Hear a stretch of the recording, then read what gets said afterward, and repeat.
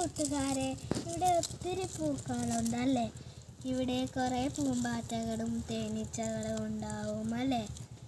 പൂമ്പാറ്റയ്ക്ക് 2 ചിറകുണ്ട്, അതെല്ലാവർക്കും അറിയാം.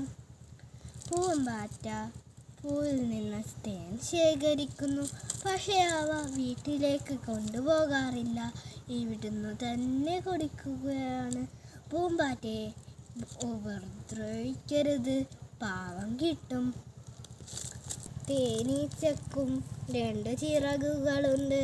തേനീച്ച പൂവിൽ നിന്ന് തേന് കൊണ്ടുപോകാറുണ്ട്, അത് നമ്മളെ കടിക്കും. അപ്പോഴാണ് നമ്മൾ ശാപം കൊടുക്കുക.